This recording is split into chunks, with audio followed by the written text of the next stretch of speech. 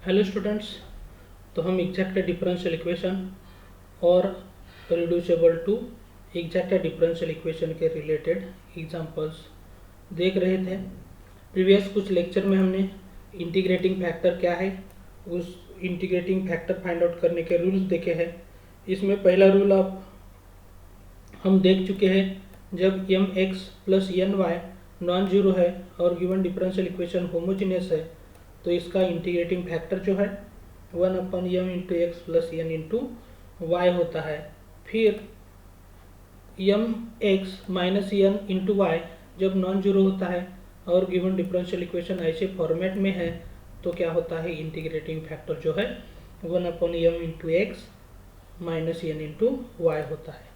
फिर third rule जो है, थर्ड रूल जब 1/n times d by M upon d by y minus d by N upon d by x is a function of x, then integrating factor क्या है, e raise to integration of f of x d x है। और जो last में previous lecture में जो concept लिया था उसमें से लास्ट जो रूल था वो -1/m times d by M upon d by y minus d by N upon d by x जब फंक्शन ऑफ वाई है तो ये इंटीग्रेटिंग फैक्टर हो जाएगा। तो ये जो रूल नंबर 3 है और रूल नंबर 4 है, हमें दोनों एक साथ ही चेक करने हैं, क्योंकि ये जो ब्रैकेट क्वांटिटी है वो ब्रैकेट क्वांटिटी फाइंड आउट करने के बाद आपको सूटेबल 1/n चूज करना है मल्टीप्लाई करने के लिए, या तो 1/m चूज करना है। लेकिन n से 1/n से मल्टीप्लाई करेंगे तो फंक्शन ऑफ x आना चाहिए, और -1/m से करेंगे तो फंक्शन ऑफ y आना चाहिए, तो ही ये इंटीग्रेटिंग फैक्टर और ये इंटीग्रेटिंग फैक्टर हम कंसिडर करने वाले हैं। तो अब इस लेक्चर में हम नेक्स्ट जो रूल है वो नेक्स्ट रूल देखने वाले हैं। तो देखते हैं क्या है नेक्स्ट रूल और उसके एग्जाम्पल हमें कैसे सॉल्व करना है, ये भी हम देखने वाले हैं। तो जो रूल नंबर 5 है इसमें क्या होता है, M into x minus N into y non zero है और जो गिवन डिफरेंशियल इक्वेशन है ऐसे फॉर्मेट में हम लिख सकते हैं। ये आप देख सकते हैं x raise to a into y raise to b into bracket M times y d x plus N times x d y. यहाँ आप देख सकते हैं ये जो ए बी एम एन है सब सारे कांस्टेंट हैं, और दूसरी टर्म जो है वो भी उसी तरह से हम कैसे लिख सकते हैं, x raise to r y raise to s into p into y d x plus q into x d y equal to 0। यहाँ आप देख सकते हैं a b m n r s p and q all are constants है, और इसकी जो value जब हम कंसिडर करेंगे ये ब्रैकेट में एम और एन है और यहाँ पी और क्यू है, इसमें क्या देख सकते हैं आप, M q minus N p क्या होना चाहिए, नॉन जीरो होना चाहिए। देन इंटीग्रेटिंग फैक्टर क्या होता है, x raise to h into y raise to k, लेकिन यहाँ एच और के भी क्या है, कॉन्स्टेंट्स है, और ये जो एच और के कॉन्स्टेंट है लेकिन वैल्यू उसकी जो है वो पहले हमें फाइंड आउट करना पड़ेगा। इसके लिए क्या करेंगे, हम एग्जैक्टनेस कंडीशन जो है वो एग्जैक्टनेस कंडीशन लेके ये एच और के फाइंड आउट करने वाले हैं, क्योंकि कोई भी डिफरेंशियल इक्वेशन हो उसको इंटीग्रेटिंग फैक्टर के साथ मल्टीप्लाई करेंगे तो ऑलवेज एग्जैक्ट ही होता है। तो एग्जैक्टनेस कंडीशन लेके हम क्या करने वाले हैं, ये एच और के जो है उसकी वैल्यू फाइंड आउट करने वाले हैं। तो देखते हैं 1 बाय 1 एग्जाम्पल, और कितना सिंपल तरीके से वो एग्जाम्पल हम सॉल्व कर सकते हैं वो भी हम देखने वाले हैं। तो ये जो फर्स्ट एग्जाम्पल है ये रूल नंबर 5 के लिए। अब ये जो एग्जाम्पल्स है जनरली ये जो एग्जाम्पल्स क्या होते हैं, होमोजीनियस या सेकंड मेथड है उसके जैसे भी दिखते हैं। तो हम ये एग्जाम्पल पूरी तरह एकदम डिटेल में देखेंगे। अब यहाँ ये जो पार्ट है, ये जो डिफरेंशियल इक्वेशन है, इसमें हम पहले क्या करने वाले हैं, एग्जैक्टनेस के लिए चेक करने वाले हैं, और एग्जैक्ट नहीं है तो नेक्स्ट रूल यूज़ करेंगे। तो पहला जो काम है वो गिवन डिफरेंशियल इक्वेशन जो है वो एज इट इज़ लिखना है। इसके बाद यम और एन जो है इसकी वैल्यू हमें क्या करनी है, फाइंड आउट करनी है। तो ये यम की वैल्यू यहाँ लिखी है और n की वैल्यू है वो n की वैल्यू क्या कर सकते हैं, ये ले सकते हैं। फिर ये d by M upon d by y, तो ये m का partial derivative with respect to y हमें फाइंड आउट करना है। तो यहाँ देख सकते हैं ये जो पहली टर्म है इसमें 2x² कांस्टेंट रहेगा और y का डेरिवेटिव क्या हो जाएगा, 0 हो जाएगा। तो इसके बाद ये जो 3 तो एज इट इज y⁴ का इंटीग्रेशन क्या हो जाएगा, 4 टाइम्स y³ हो जाएगा, लेकिन 4 × 3 क्या होता है, ये 12 होता है। तो इसी तरह ये क्या हो जाएगा, इसका पार्शियल डिफरेंशिएशन हो जाएगा।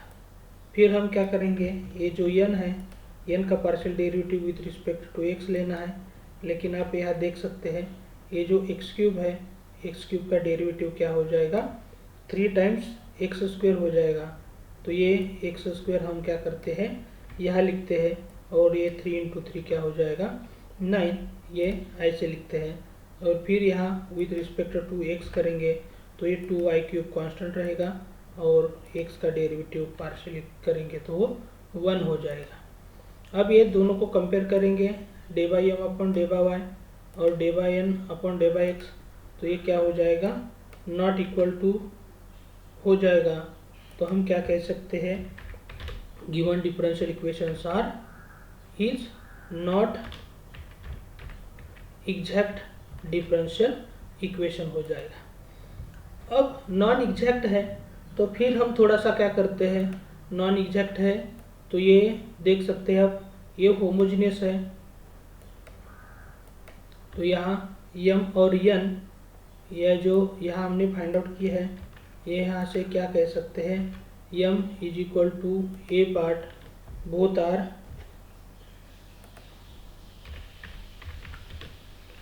Are homogeneous. तो हम थोड़ा सा क्या करेंगे, ये जो पार्ट है ये पार्ट को नीचे लेंगे, both are homogeneous functions of इसकी डिग्री क्या है आप देख सकते हैं, इसकी जो डिग्री है हर एक टर्म में यह डिग्री 3 है। अरे ये तो गड़बड़ हो गई, ये तो होमोजेनियस का नहीं बन सकता। तो ये जो होमोजेनियस का आइडिया हमारा चल रहा था वो होमोजेनियस का आइडिया हम पीछे लेते हैं, तो पहला तो आइडिया ख़त्म हो गया। सेकंड रूल भी यहाँ पॉसिबल ही नहीं है। ये थर्ड फोर्थ के लिए भी चेक करेंगे, तो थर्ड फोर्थ रूल के लिए थोड़ा सा क्या करना पड़ेगा, जब हम d by M upon d by y, यहाँ ही हम आपके सामने करते हैं, d by M upon d by y minus करना पड़ेगा, माइनस ये d by N upon d by x करना है।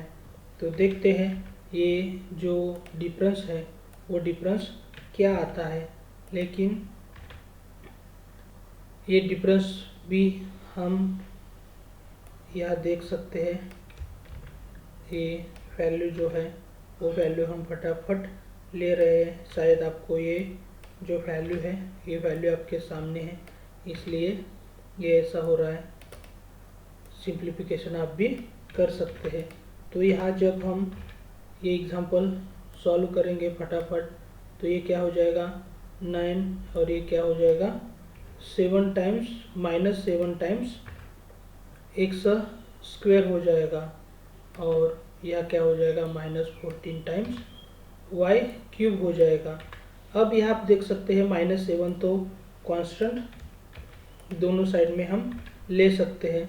तो ये -7 लेने के बाद यहाँ क्या हो जाएगा x² प्लस 2y³ हो जाएगा। तो यहाँ हमें क्या करना पड़ेगा, ये ब्रैकेट में लेना पड़ेगा। लेकिन फिर आप इन ब्रैकेट में टर्म है इसको देखेंगे तो यहाँ आपको क्या पता चल जाएगा, ये कोएफिशिएंट x² और y³ का क्या है 1 और 2 है। यहाँ आप ऐसा कौन सी भी टर्म नहीं है जिसका कोएफिशिएंट 1 और 2 है। यहाँ 2 और 3 है, यहाँ 3 और 2 है। तो ये क्या हो जाएगा, we can't solve using rule number 3 and 4, क्योंकि ये जो पार्ट है रूल नंबर 3 और 4 दोनों के लिए चाहिए। लेकिन ये पार्ट जब हम फाइंड आउट करते हैं तो इसमें से मल्टीप्लाई 1/n या मल्टीप्लाई 1/m होता है, कौन सा भी सूट नहीं होता है। तो ये जो थर्ड और फोर्थ रूल है ये भी हम क्या करेंगे, इग्नोर कर देंगे। तो फाइनल जो है, फाइनल हमारा जो कंसेप्ट है वो हम यूज़ करने वाले हैं रूल नंबर 5। लेकिन फिर इसमें भी हमें क्या करना है, इसमें भी जब हम देखेंगे तो ये क्या होता है, given differential equation is of the form, कौन सा, अब आपके सामने जो गिवन डिफरेंशियल इक्वेशन है वो गिवन डिफरेंशियल इक्वेशन लेते हैं और कौन से फॉर्मेट में है वो भी हम देखने वाले हैं। तो ये डिफरेंशियल इक्वेशन को हम क्या करेंगे, dx का मल्टीप्लिकेशन इसके साथ करेंगे तो ये क्या हो जाएगा, यहाँ dx हो जाएगा और यहाँ भी dx होने वाला है, लेकिन dx के साथ मल्टीप्लाई करेंगे तो ये क्या हो जाएगा, ब्रैकेट को हम रिमूव कर देंगे। फिर dy का मल्टीप्लिकेशन जो है वो क्या करेंगे, हम हर एक टर्म के साथ dy का मल्टीप्लिकेशन करेंगे। तो ये dy का मल्टीप्लिकेशन करने के बाद ये इसी तरह हो जाएगा। फिर थोड़ा सा हम क्या करते हैं, नेक्स्ट स्टेप में एकदम सिंपल तरीके से हम आपको देंगे, कितना भी स्टेप ज़्यादा होते हैं तो भी कोई दिक्कत नहीं है। लेकिन आप यह देख सकते हैं, ये जो टर्म है ये टर्म को मैं क्या करता हूँ, यहाँ लेता हूँ और ये टर्म ऐसे लेने के बाद यही पार्ट जो है, यही पार्ट में हम क्या कर सकते हैं, यहाँ एक्स स्क्वेयर जो है वो एक्स स्क्वेयर कॉमन ले सकते हैं।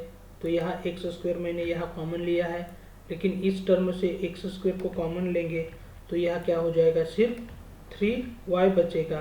तो ये यहाँ आप देख सकते हैं, ये एक्स स्क्वेयर कॉमन लेने के बाद पहले दोनों टर्म से ऐसे टर्म्स हो जाएंगे। फिर आप इन दोनों में से क्या पार्ट कॉमन निकाल सकते हैं, यहाँ आप देख सकते हैं वाई क्यूब है, ये वाई क्यूब यहाँ कॉमन लेंगे, लेकिन ये वाई क्यूब यहाँ का भी कॉमन लेंगे तो y⁴ का क्या हो जाएगा, y बन जाएगा। और ये जो पार्ट है ये पार्ट हम इसी तरह लिख सकते हैं, लेकिन ये जो माइनस साइन है पहले टर्म के लिए है तो माइनस साइन कॉमन लिया है तो दूसरे टर्म के लिए हमें माइनस लिखना पड़ेगा। लेकिन जब आप ये कंपेयर करेंगे तो ये कंपेयर करने के बाद इसका कंपैरिजन किसके साथ, कौन से फॉर्मेट में ये दिख रहा है, सो हम क्या कह सकते हैं, given differential equation is of the form, ये फॉर्म में है। आप चेक कर सकते हैं, ये एक्स स्क्वेयर है, इसका मतलब a की वैल्यू 2 है, यह y⁴ यहाँ प्रेजेंट है। फिर m times y dx means m की वैल्यू 2 है, plus n times x dy, ये प्लस माइनस कुछ भी हो सकता है, y⁵ मीन्स y⁻s है, यह x⁴ है। फिर py dx plus q x dy ऐसे फॉर्मेट में है। तो ये जो दिया हुआ डिफरेंशियल इक्वेशन है तो ये क्या हो जाएगा, इसी तरह हो जाएगा। देयरफॉर यहाँ हम क्या कर सकते हैं, multiply given differential equation by, तो गिवन डिफरेंशियल इक्वेशन को मल्टीप्लाई कौन से पार्ट से करेंगे, इंटीग्रेटिंग फैक्टर। फिफ्थ रूल के लिए आप यहाँ देख सकते हैं, ये जो इंटीग्रेटिंग फैक्टर है x⁻h इंटू y⁻k है, इसके साथ मल्टीप्लाई करने वाले हैं। तो ये जो पार्ट हमने अभी तक देखा है, यहाँ आप देख सकते हैं, ये पार्ट में हमें कोई भी बेनिफिट नहीं है, लेकिन ये पार्ट क्या बताता है, ये जो डिफरेंशियल इक्वेशन है ये ऐसे फॉर्मेट में है तो ही हम क्या कर सकते हैं, बाय रूल नंबर 5 यूज कर सकते हैं, multiply given differential equation by integrating factor. तो ये इक्वेशन 1 जो है वो गिवन डिफरेंशियल इक्वेशन है, वो आपके सामने एज इट इज़ यहाँ ले रहे हैं और इसके बाद x⁻h इंटू y⁻k के साथ इसका मल्टीप्लिकेशन कर देंगे तो इसी तरह ये मल्टीप्लिकेशन हो जाएगा। अब और थोड़ा सा हम क्या करेंगे, मल्टीप्लिकेशन अच्छी तरह करेंगे तो ये मल्टीप्लिकेशन इस टर्म के साथ हो जाएगा तो क्या होता है वो भी देखेंगे, और ये 3 टाइम्स ये टर्म है इसके साथ भी करेंगे, फिर यही जो टर्म है x raise to h y raise to k, इस टर्म के साथ मल्टीप्लाई करते हैं और इस टर्म के साथ भी मल्टीप्लाई करते हैं, तो क्या होता है वो भी देखें। अब आप यहाँ x raise to h into x raise to two है, तो ये जो लॉज ऑफ इंडाइसेस यूज करेंगे तो यहाँ क्या हो जाएगा, एच प्लस टू हो जाएगा, और यहाँ Y raise to k into Y जो है ये क्या हो जाएगा, फिर लॉज ऑफ इंडाइसेस यूज करेंगे तो वाई प्लस वन हो जाएगा पावर।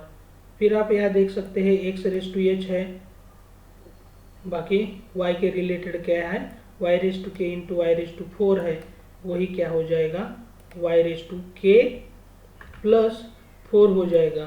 तो इसी तरह हमें क्या करना है, ये सिंप्लीफिकेशन करना है। फिर जब आप ये पार्ट देखेंगे तो ये एक्स रेस टू क्या हो जाएगा, एच प्लस थ्री हो जाएगा, तो ये इसी तरह मल्टीप्लिकेशन हो जाता है। यहाँ x raise to h into x जो है वो क्या हो जाएगा, x raise to h plus one हो जाएगा, और जो नेक्स्ट है y raise to k plus three हो जाएगा। तो इसी तरह ये जो है ये हम क्या कर सकते हैं, मल्टीप्लिकेशन कर सकते हैं। तो एक बार ये मल्टीप्लाई हो गया है, तो ये किसके साथ मल्टीप्लिकेशन किया है हमने, इंटीग्रेटिंग फैक्टर के साथ ये पार्ट मल्टीप्लाई किया है। तो हम क्या कह सकते हैं, this is the exact differential equation, क्योंकि इंटीग्रेटिंग फैक्टर से मल्टीप्लाई करने के बाद डिफरेंशियल इक्वेशन क्या होता है, एग्जैक्ट ही होता है। देयरफॉर हम क्या कर सकते हैं, therefore there must exist condition, कौन सी कंडीशन, कंडीशन ऑफ एग्जैक्टनेस। तर इथं यहाँ क्या हो रही है, एग्जैक्टनेस की कंडीशन है वो सेटिस्फाई हो रही है। तो एग्जैक्टनेस की कंडीशन तो आपको मालूम ही है, वो एग्जैक्टनेस की कंडीशन क्या होती है, d by M upon d by y is equal to d by N upon d by x, ये जो है वो एग्जैक्टनेस कंडीशन है। अब हम क्या करने वाले हैं, ये जो पार्ट है ये पार्ट को हम थोड़ा सा यहाँ ही मानेंगे, तो ये जो यम है, यम की वैल्यू जो है वो क्या हो जाएगी, ये ब्रैकेट की जो क्वांटिटी है वो क्या हो जाएगी, यम की वैल्यू हो जाएगी, एंड जो एन की वैल्यू है वो एन की वैल्यू क्या होती है, आप यहाँ देख सकते हैं, ये जो है वो क्या है, एन की वैल्यू है। तो इसी तरह यम और एन ये दोनों भी वैल्यू क्या कर सकते हैं, हम इस डिफरेंशियल इक्वेशन से कर सकते हैं। फिर हमें क्या करना है, ये एग्जैक्टनेस कंडीशन लेना है, और एग्जैक्टनेस कंडीशन के लिए पहले मुझे d by M upon d by y find out करना है। तो देखते हैं d by M upon d by y जो है वो क्या आता है। तो d by M upon d by y, इसमें एम की जो वैल्यू है आपके सामने यहाँ है, तो ये d by M upon d by m की वैल्यू जो है वो हम यहाँ ले रहे हैं, और इसका डिफरेंशिएशन हम यहाँ नीचे लेते हैं। तो ये जो टर्म है एम की टर्म ये एज इट इज़, लेकिन यहाँ विथ रिस्पेक्ट टू वाई है तो ये टर्म कांस्टेंट रहेगी। अब यहाँ पावर आप देख सकते हैं, ये जो पावर है y raise to k plus one है, ये क्या हो जाएगा, power laws of derivative use करेंगे तो ये क्या होने वाला है, k plus one into Y की जो पावर है एक कम हो जाएगी, तो ये वाई रेज टू के हो जाएगा। फिर 3x रेज टू एच है, यहाँ ये जो पावर है के प्लस फोर, एक पावर के प्लस फोर में क्या हो जाएगा, x रेज टू एन का डेरिवेटिव जैसे n into x raise to n minus one होता है, उसी तरह ये क्या हो जाएगा, पावर है y raise to k plus three हो जाएगा। तो ये जो डेरिवेटिव है वो डेरिवेटिव हमने क्या फाइंड आउट किया है, d by M upon d by y find out किया है। तो ये डेरिवेटिव फाइंड आउट होने के बाद हम जो नेक्स्ट डेरिवेटिव है वो next derivative d by N upon d by x find out करते हैं, और फिर एग्जैक्टनेस का कंडीशन है वो कंडीशन लेके क्या करते हैं वो हम बाद में देखेंगे, ताकि आपको ये जो कंसेप्ट है ये कंसेप्ट हम कैसे यूज करना है एग्जैक्टनेस कंडीशन वो भी उस वक्त ही देखेंगे।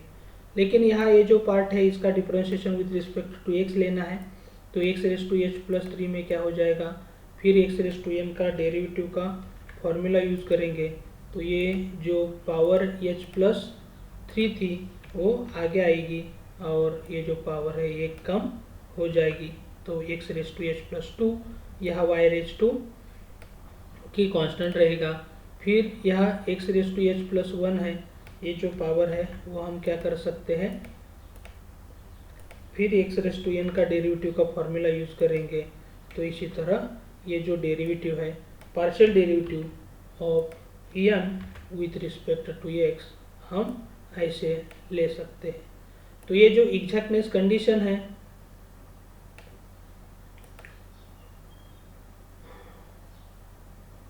तो हम क्या कह सकते हैं, by the condition of exactness.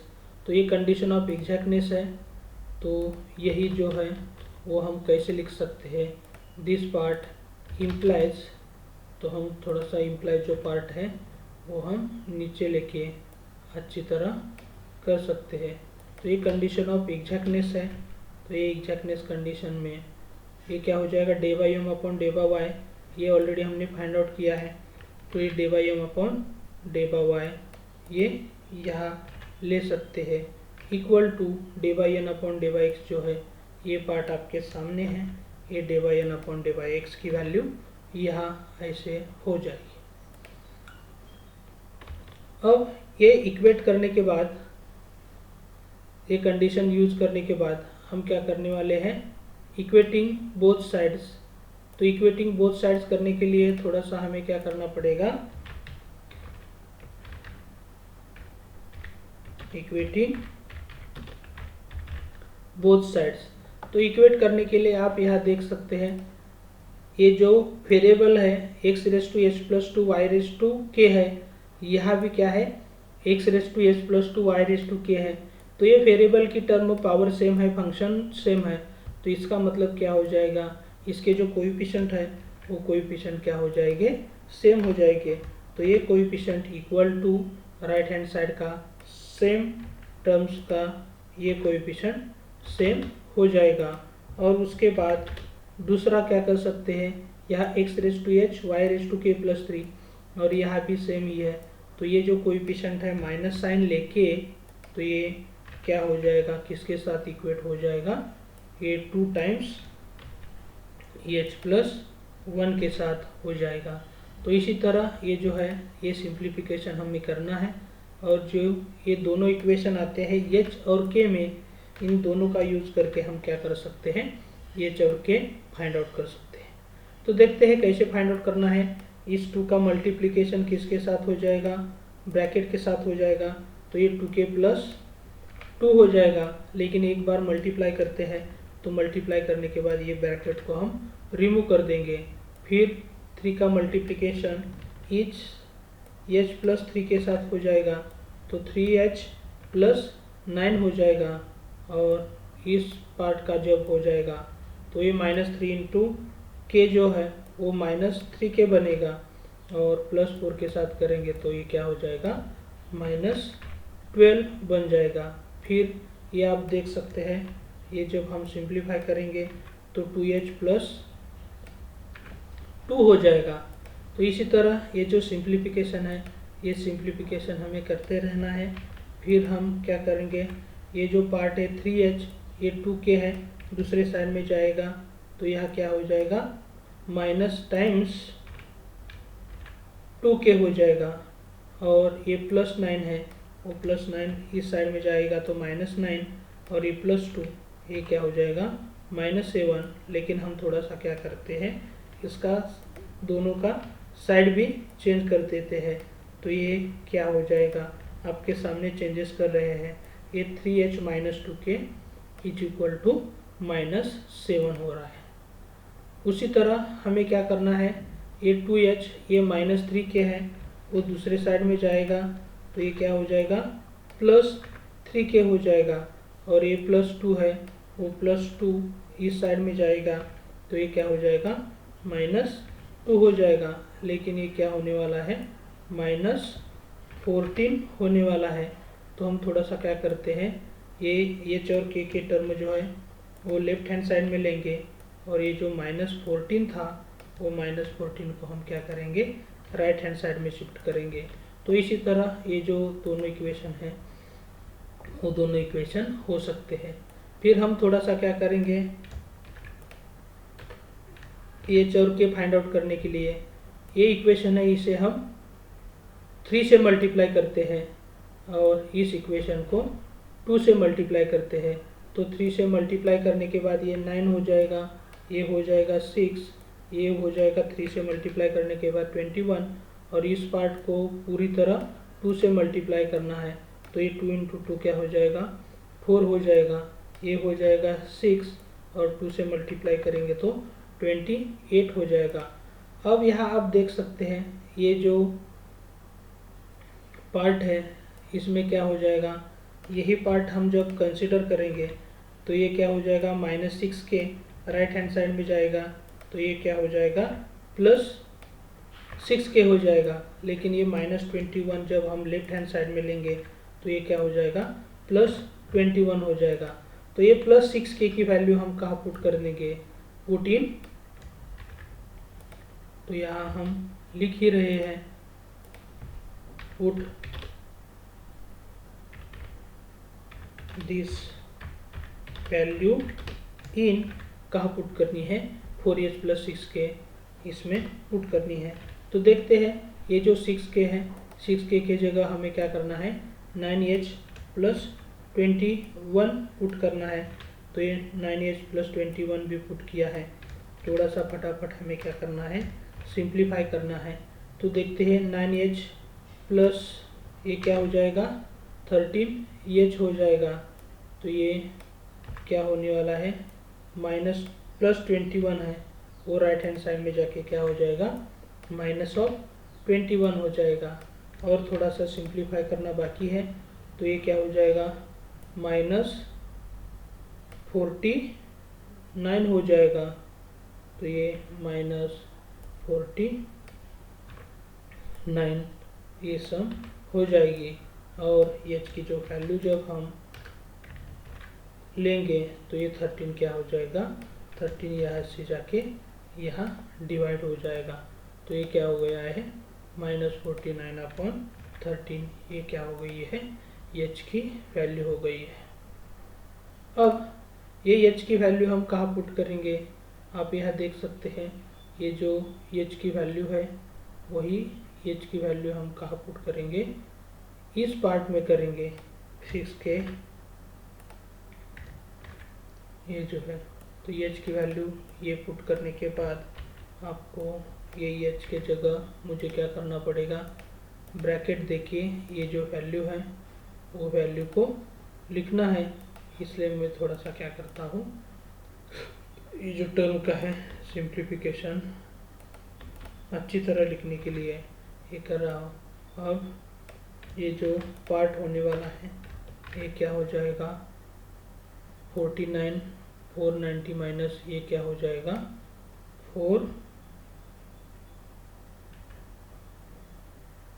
क्या हो जाएगा 441/13 हो जाएगा। तो इसी तरह ये जो सिंप्लीफिकेशन है वो सिंप्लीफिकेशन हमें करना है। और ये सिंप्लीफाई करने के बाद ये क्या हो जाएगा 21 इंटू ये एलसीएम लेना है। तो एलसीएम लेने के बाद ये क्या हो जाएगा 36 रहेगा और ये क्या हो जाएगा 27 हो जाएगा। तो इसी तरह जब हम एलसीएम लेंगे तो एलसीएम लेने के बाद इसी तरह ये जो सिंप्लीफिकेशन है वो सिंप्लीफिकेशन होते जाएंगे और ये सिंप्लीफिकेशन हमें करना है। फिर थोड़ा सा न्यूमरेटर का सिंप्लीफिकेशन करेंगे। तो यहाँ आप देख सकते हैं ये जो है 27, ये 300 तक क्या हो जाएगा 27 हो जाएगा, और ये क्या होता है 41 है। तो ये क्या हो जाएगा माइनस टाइम्स 68 हो जाता है।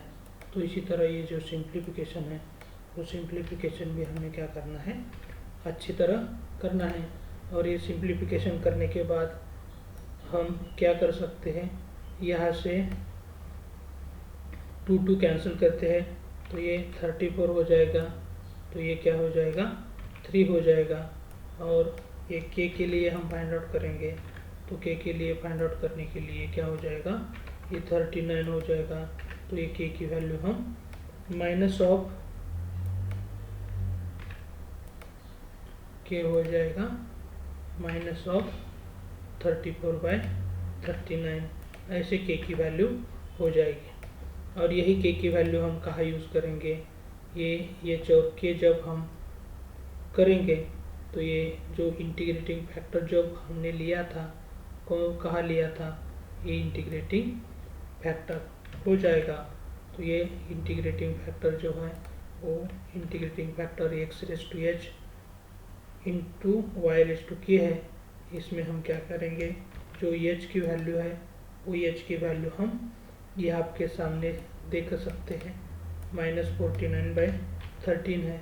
तो ये जो वैल्यू है वो वैल्यू हम यहाँ पुट कर सकते हैं, और ये क्या हो जाएगा, ये के की वैल्यू जो है वो के की वैल्यू यहाँ यूज़ कर सकते हैं। तो ये इंटीग्रेटिंग फैक्टर होने के बाद जब हम ये डिफरेंशियल इक्वेशन क्या है एग्जैक्टनेस की कंडीशन यूज़ करके लिया है, तो इस डिफरेंशियल इक्वेशन में हमें क्या करना पड़ेगा, एच और के जो वैल्यू है वो एच और के वैल्यू जो है वो पुट करके, नहीं तो कौन से डिफरेंशियल इक्वेशन में करना पड़ेगा, यहाँ आप देख सकते हैं यहाँ करना पड़ेगा। तो ये एग्जैक्टनेस यूज़ करके हमने ये किया है। तो ये एच और के फाइंड आउट करेंगे, फिर न्यू एम और न्यू एन फाइंड आउट करेंगे और उसका इंटीग्रेशन लेंगे, तो इसका इंटीग्रेशन आ जाएगा। तो इसी तरह ये जो एग्जांपल है वो एग्जांपल हम सॉल्व कर सकते हैं रूल नंबर 5 यूज़ करके।